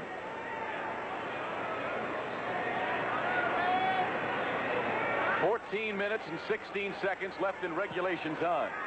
Well, we have been informed that either it's cooled down on the field since the opening kickoff, or the temperature just never got as high as we've been telling you, but it's down considerably. So maybe that's why everybody still has a breath of fresh air and some light. And if we've misled you, we apologize, but they now say the temperature is probably closer to 90 degrees on the field. No, we have not misled the people. I was down on the field before the game started, Sam. It was very, very uncomfortable with that. This tartan turf seems to absorb the heat, and it reflects off of it, and it was very, very hot down there. And now that it's in the shade, it's gotten a lot cooler. Well, we thank the Cowboys PR director, Doug Todd, for that information. I bet he runs around with a thermometer, doesn't he? Here's a 3rd and 13 for Anderson. Dumps it over the middle. Fighter at the 34-yard line. That won't even be close to a Cincinnati first down. They'll have to give it up again. Randy Hughes comes in, and all they got is probably the third best safety in professional football, and Randy Hughes playing strong safety. Pat McAnally kicking to Steve Wilson, who's back in single safety. McAnally spirals this and drives Wilson back to his 22-yard line on the run, and a great play downfield by Scott Perry, number 32. Run all the 1 o'clock finals for you. Here they are. Houston, a big win over Cleveland, 31-10. Washington by 9 over Atlanta. The Jets upset Miami. 24-14. New Orleans beat the Giants. Biggest upset of the day, Pittsburgh by losing to Philadelphia by 3. We'll continue in a moment. Dorsett for 4 yards quickly over the middle. Once again, Philadelphia 17-14 over Pittsburgh. Continuing, Minnesota beat Detroit 13-10. These are all final. Buffalo keeps Baltimore winless 31-13, and Tampa Bay still undefeated by 4 over the Bears. Still in progress. Oakland leads Denver now 17-3. Kansas City has gone in front of Seattle at the Kingdome. That's 17-6. That's fourth quarter score. San Diego starting to blow out San Francisco 24-9. That's in the fourth quarter. The Rams still 14-0 over the Cardinals. You are up to date. 31-13 is the score here in Dallas. The Cowboys in command. Second down. Staubach rolling, running, out of bounds at the 30-yard line. Chased out by Mike White, Mac Mitchell. Mike White. Oh, Roger looks like he got hit. And he has some protection on his ribs, too. I think it was just the fact that a 270-pound defensive tackle landed on a 36-year-old, 200-pound quarterback. But he can still scramble with the best of them. Kind of a half rollout looking for Billy Joe Dupree. Dupree was covered very well. Mike White, young man out of Albany State in Georgia, proved to be the strongest Cincinnati Bengal player ever. Yeah. Stronger than Whitley. Stronger than Whitley. Based on what? They use the Nautilus equipment, and Mike White can lift more than anybody, so he's the strongest. I'm impressed. And I'm not going to argue with him. I'm not. 3rd down and 2 now for Dallas. And again from the shotgun. Inside handoff, Dorsett. He's got down and more. Cuts it back. A flag is down. As he reaches the 50-yard line, Reggie Williams made the stop, along with Louis Frieden and Marvin Cobb, but a flag is down. And it's a clip, and it was an unnecessary clip. I couldn't see who did it, but it was a clip on an offensive lineman coming through from the back. Blocking below the knees. Okay, I'll buy that. Close enough, Bob. Number 89 offense, illegal touch. Oh. 3rd down. Well, it's Billy Joe Dupree, and it's 3rd down again, but now instead of 2, it's 7 yards to go. Look at him move. He's smooth, isn't he? Runs through more tackles than any running back I've ever seen, I do believe. 19 rushes, 114 yards, and he always makes every yard look easy. Scott Perry replaces Jim LeClaire, so they pull the middle linebacker out, a 5th defensive back. And they flood the right side offensively here in a double wing formation. Staubach throws it out here to Tony Hill, and he overthrew him. Good coverage by the strong safety Marvin Cobb. And so the penalty against Billy Joe Dupree, not only on Lusby, the rookie from Arkansas, is single safety back at his 30-yard line. He's a pretty good football player, isn't he, Bob? Lou Holtz thought he was. He's the leading punt returner in the history of the Arkansas Razorbacks. And Lou Holtz knows a lot about talent in football, and he liked that young man when he was playing for Lou down at Arkansas. He's got a 40-yarder to his credit this year, and that's longer than anything that Cincinnati had in punt returns last year. He avoids the first couple of men, and down he goes at the 35-yard line. You know, it's either tonight on NBC. Over the middle to Don Bass at the 50-yard line.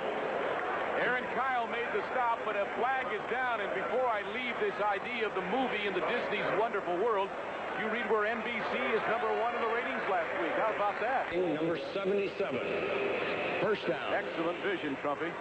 You know, you talk about the great week that NBC had in the ratings. Hopefully it'll be onward and upward from there. Of course, we believe that NBC gives you the best coverage of the National Football League week in and week out.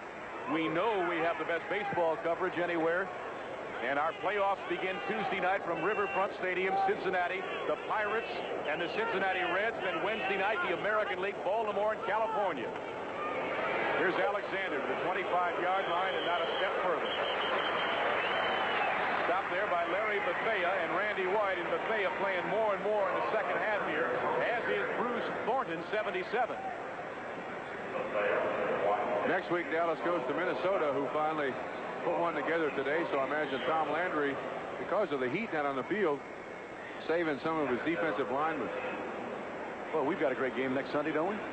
I hope to tell you we do. You and I are going to Denver to do San Diego and the Denver Broncos at Mile High Stadium, Pittsburgh and Cleveland. These are our 3:30 games on NBC next Sunday. That should be a great football game with first place hanging in the balance. Both teams lost today. 10 flags are down. Ross dragged down from behind as he reaches the 45. I believe it's a legal procedure. I don't think it could be anything else. There was so much movement there before the ball was snapped by Blair Bush. I thought Trumpy was on the field. No, I think you're going to call it on Don Bass, though. Not only did he move, he didn't even make any attempt to go back. Whoa, on Dallas. On Dallas. We keep the play. That surprises me. I'll never learn. Defense, number 79. Offside, refused. I hope to tell you. So they take the play, and we'll look at it, Bob. Harvey Martin Randy White never got back. They're all jumping there. Well, we get the play. I think we dodged a bullet on that. And I should say the Bengals dodged a bullet on that one. 3rd down and 1. What was that use of the first person pronouns? I guess when you play for somebody for 10 years, Robert, it's hard to divorce yourself, and nobody out there can blame you. And you distinguished yourself 10 glorious years with the orange and black of Cincinnati. Yeah, but I wore more black and blue than I did anything else. That's why I got out. So a 1st down conversion by the Bengals on a turning clock. 10:20 to go in the 4th quarter. It's 31-13 Dallas. The Bengals need a strike, and they need it in a hurry. One thing I do like about the Cincinnati team, though, they're not folding. They're trailing 31-13, but they're still staying with their offense, still with the spread formation, and still throwing it to Don Bass. From the 45 of Cincinnati, Bass goes wide left. Isaac Curtis just out of your picture to the right. Fakes the draw. Throws the home run to Isaac. And he almost caught it. It hit his hands, I believe. He had Aaron Mitchell turned around. And it may have grazed his hands, although I don't think he saw it. Close. Very, very close. One of the most difficult passes this year for the last 2 weeks. Well, I do think that they've been primarily a passing team this year. You'll see how close this is to Isaac Curtis. Oh, just an inch more reach on Isaac Curtis. I think he would have caught it. Answer my question, can you? Well, behind 31-13, that's all they're going to do for the rest of the game. Now, but how about earlier? I think they passed the ball with pretty good frequency. Over the middle, too high for Jimmy Corbett, the tight end. Let me answer. 17 for 32, 181 yards, 1 touchdown, 2 interceptions, and I just can't tell you how big the interceptions were. The one in the 1st quarter by Randy Hughes turned the whole momentum of the football game around, and the one in the 3rd quarter by the rookie Aaron Mitchell stopped some great momentum by Cincinnati as they were coming back. Oh, what was that? Did he try to one-hand that football? He certainly did. That thing was dead in his hands, and he tried to catch it with one hand. Well, wait a minute. I don't understand that. He ought to be fined, if you'll allow me to say it, for having tried to do something like that on a pass that did not necessitate a one-handed catch. Well, let's see the play first, Sam, before we fine him. Let's see what happens. That was well within his reach. That was well within his reach. No reason to try one hand on that one. I know he's not happy in Cincinnati and wants to be traded, but that is very happy about it. Yeah, the question is, will Paul Brown, Homer Rice, or anybody else say something to Isaac about it? Well, if they don't, they should. McAnally will have to punt when they should have had a 1st down. Anderson put it right in Curtis's hands. He elected to use but one hand and couldn't hold it. Oh, did he boom that one? Right into the end zone. Wilson was back there, but McAnally has been the one saving grace to Dorsett. Breaks some tackles and stumbles to the 25-yard line. Henderson, we understand, has some leg cramps and may not be back. We're gathering together some scores and try to run down the game still in progress. That's 4th quarter now. Oakland has taken a 20-3 lead over Denver, so there's an upset at the Oakland Alameda Coliseum in progress. Kansas City, it's final. They went up to the Kingdome. They are an amazing football team, and they really blistered Seattle. San Diego is romping over San Francisco 24-9. And nothing changed in the Rams' cards. It's been 14-0 from the 1st quarter on. The Rams leading. 2nd down 5. Ron Springs replaces Dorsett and gets the football. 1st down as he reaches the 32-yard line.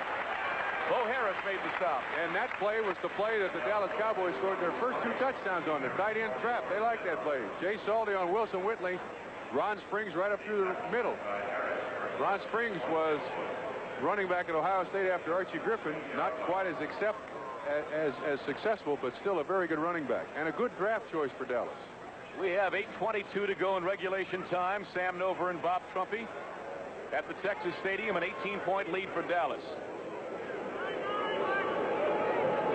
1st down for Staubach. He's got Springs and Laidlaw behind him. Oh, this kid is something. Laidlaw to the 43-yard line. He's got 2 touchdowns today, and he got a quick 9 yards on that carry.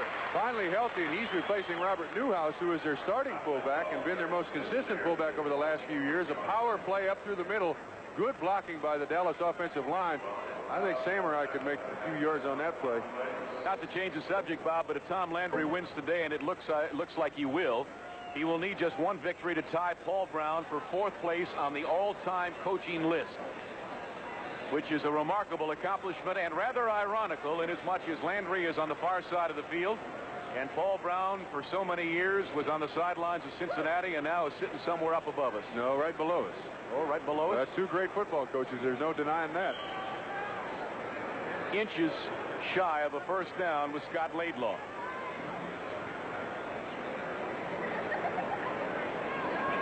Robert Newhouse has not played a moment today because of a knee injury. Did not play in Cleveland, but they really haven't needed him. That's the great thing about having depth. You can let those injured have a little extra time to heal. Brinson and Laidlaw have done the job. Wilson Whitley met the ball carrier Brinson head on at the line of scrimmage, and I just don't know. Yes, they say a first down. So the Cowboys now can go to work on the clock. They've been working on the Bengals all afternoon.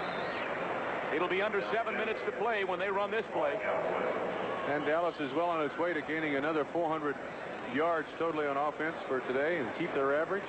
Robert Shaw, the Cowboys' #1 draft choice, center out of Tennessee, 6'4", 245, replaces the veteran John Fitzgerald. Giving him a rest. When you were leading 4th quarter action by 18, 20 points, you liked this time too, didn't you? Sure. Springs through a nice hole to the midfield stripe and across.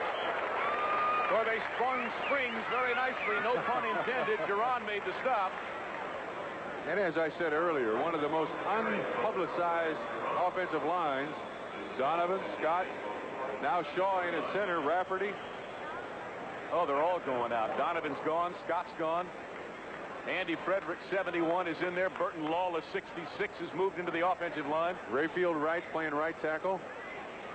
He's not, I don't think you can consider Rayfield Wright a backup. He's been to the Super Bowl 5 times. Not bad. Well, anybody who's been on the Dallas Cowboys for, what, 8 or 9 years has been to the Super Bowl 5 times, because that's how many times Landry's taken him there. Oh, good stop right at the line of scrimmage. A flag goes into the pile. Jim LeClaire just butted heads with the ball carrier Brinson on the carry and stopped him cold in his tracks. And a flag is down, as I mentioned, with 5:55 to go in the game, and it's holding against Dallas. 52, holding. Second down. And that's a rookie mistake by Robert Shaw. He's been penalized 10 times for 76 yards. And Staubach has gone the distance, even though Dallas leads 31-13. Second down, 11. Throws it out here and caught by Tony Hill. No, they say he trapped it, and Hill doesn't like it. Good call. Good call. You'd have to look at that one again, but Tony still continues to argue. Ken Riley had the coverage. His momentum carried him to the ground, and he didn't quite hang on to it. It bounced on the ground, and that's not a reception. This is a good call by the officials, but both officials called it the same.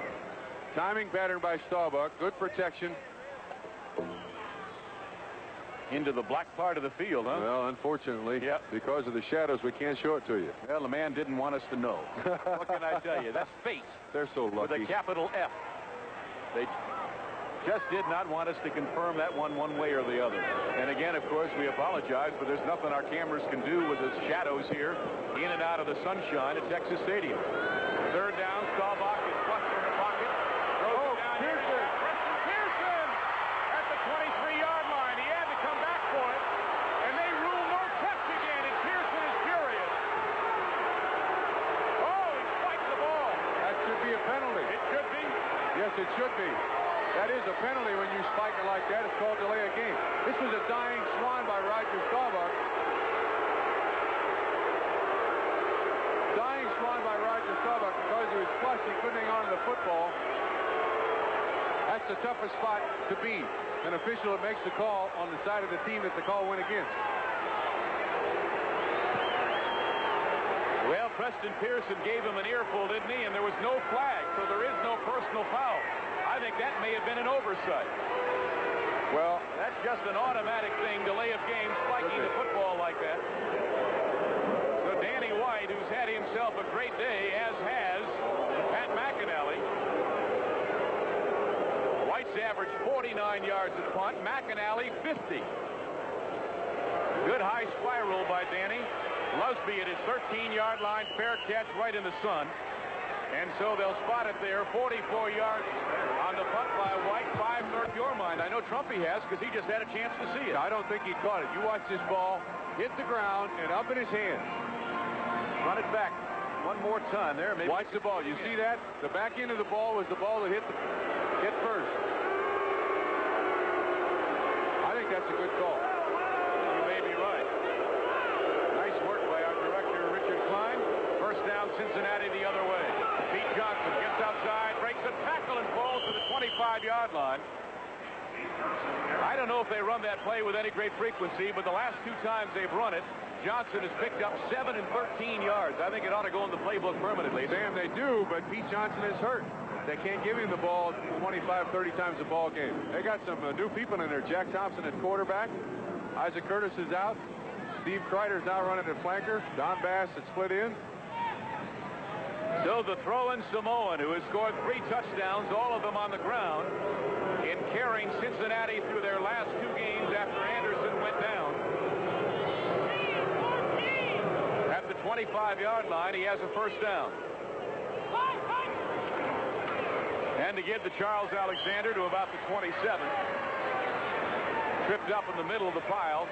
Also, Dallas has made a number of changes. Bruce Thornton made the stop along with Cliff Harris. I see that Mike Hegman, number 58, is in at left linebacker. So Landry and Homer Rice both looking at as many players as possible. With this one pretty well decided. Dallas leading 31-13, and we're under 4.5 minutes to play in the game. So it looks like the Cowboys will keep pace with Philadelphia and Washington at 4-1. San Diego has beaten San Francisco 31-9. That game is now final. Second down, Thompson over the middle to Alexander. At the 35, the first man missed him, then Aaron Kyle came up to make the tackle secure. So San Diego has won by 23. Let's pause briefly for station identification. This is the NBC television network. KMOL TV, Channel 4, San Antonio. Sam Nover, Bob Trumpy back in Dallas. We are obviously running very late. We apologize. There will be no NFL report show tonight. We've given you all of the scores, and the wonderful world of Disney will follow our broadcast immediately. Sam, you mentioned that San Francisco score. That's the first time that San Francisco has really gotten blown out this season. They've been in every football game they've played. Good offensive team, struggling on defense. Gave Dallas all they could handle. They sure did. 21-13 decision at San Francisco. There's Homer Rice, you know, one of the nicest men you'll ever meet, one of the most diligent men you'll ever meet, and he really doesn't deserve an 0-5 football team. I did meet him yesterday, and I concur with everything you said. I've never met anybody who works harder and is a nicer man in my entire life, except maybe for the guy across the field, Tom Landry. Of course, Cincinnati is where his roots are. He started in Fort Thomas, Kentucky as a player. Later coached at Highlands High School, University of Cincinnati. He's run the gamut there, hasn't he? Yes, and I don't want to make enemies of the people in Texas, and I hope Darrell Royal isn't missing, but the guy who invented the triple option or wishbone was Homer Rice. He called it Homer's triple. Darrell Royal called it the triple option or the wishbone, and as I said, I hope Darrell Royal is not listening. So back to the game. We have a first down, Cincinnati. Under 3 minutes to go in regulation time, and the throw-in Samoan Jack Thompson has run the ball with the exception of one pass. Here he is again. Harvey Martin, right side. It's intercepted by Thornton. Down he goes to the 25.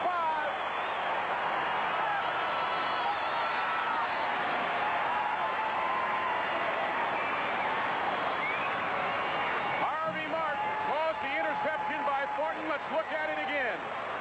Well, there's not many people left in the stadium, but they certainly do like this. Blindsided. There you see Martin. Oh, that's uncomfortable to even watch. And a nice reception by Thornton. Dallas has got it again. Well, I imagine since Homer Rice is the disciple and Tom Landry is the teacher, Tom Landry is going to try desperately not to get it in the end zone here to rub it in. Did you notice who Thornton took the football away from? Vern Holland. Yes. A couple of linemen contesting for it. Danny White now in at quarterback. Staubach is done for the day. He's had a nice one. Laidlaw and Ron Springs are the setbacks, and Springs gets the football, spins to about the 21-yard line. don't forget Disney's Wonderful World. 164 yards, 2 touchdowns, 1 interception, was not sacked today. And while the stats may not be all that impressive, well, those stats are not right. The ones I gave you are. Well, that's not all that impressive. His first half was 6 out of 16. So you subtract that, he had a great second half. Wilson in motion. Oh, boy. LeClaire arrived at the same time the ball was handed off. I like that. Cincinnati still playing with a vengeance. 1:58 left. Trailing 31-13. We have reached the 2-minute warning in this football. Basically, they've done a lot of things in the second half. The first half, it was all Tony Dorsett. Second half, it's all been all Roger Staubach. You know, oddly enough, the Cowboys earned that 3-1 record this year, and were outscored 80-74. Let's start running through the scores that we have. I believe everything is final now. These are the late games. Oakland has upset Denver, and decisively, 27-3. Continuing, Kansas City, a big win over Seattle at the Kingdome, and Marv Levy's got the Chiefs rolling. Also, well, we'll get back to him in a moment.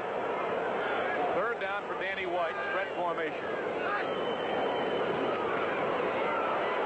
Throws it out here. He's got a man. Tony Hill out of bounds.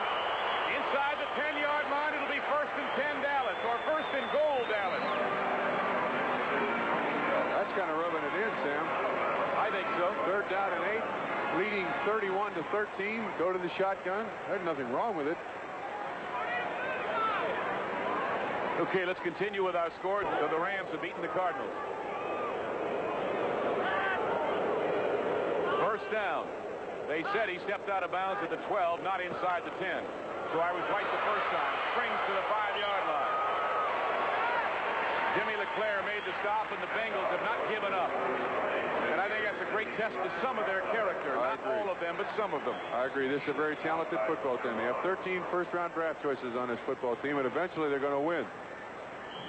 Question is, when?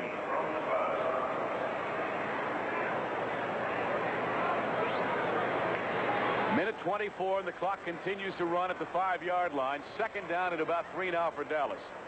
Briefly recapping, Chris Barr's 48-yard field goal in the first quarter gave the Bengals a 3-0 lead. They were driving for more points when Randy Hughes picked off Ken Anderson, returned at 68 yards. Laidlaw went in for the touchdown, springs down to about the 1-yard line. He did not get in, I don't believe. And that really set the tone for this football game, because then it was 7-3 Dallas. Instead, it might have been 6-0 or even 10-0 Cincinnati. Here are your 1 o'clock finals.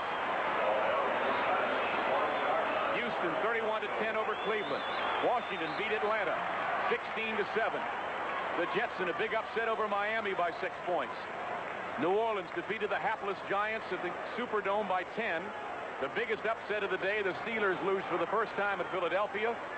Minnesota by 3 over the Lions.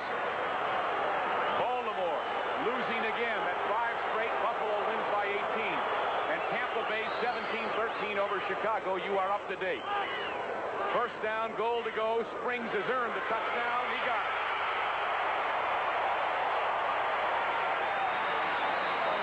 Well, he earned it, Bob. I think he got all the yardage except for the one pass to Tony Hill in that drive. Yeah, but in all honesty, I see Homer Rice looking across the field at Tom Landry wondering, hey, Tom, listen, we're down and out. Why you want to rub it in? Let's take nothing away from Dallas. Their offense has played well all day long. 37 points, certainly the most points they've scored this season. And so the Cincinnati Bengals have paid a visit to Texas Stadium in Irving, Texas for just the second time in their history. And they have met with almost the identical result. They lost 38-10 here in 1973. And if Seption puts on this extra point, they are in danger of losing 40-13. And he did. And they do. And Kenny Anderson threw 3 interceptions 6 years ago. Today he's had 2. Has run it out of bounds on the far side, and there's 2 seconds left, stopping the clock. The executive producer of NBC Sports is done. Do we replay? If there's time on the clock or not. 12 men on the field. Oh, well, no wonder they got untimed down. No wonder they got held the Bengals to 13 points. They've been playing with 12 guys. You've done that we and us stuff today. Yeah, they're losing 38-13. I don't mind saying we. Yes. The stadium has emptied. Seattle lead.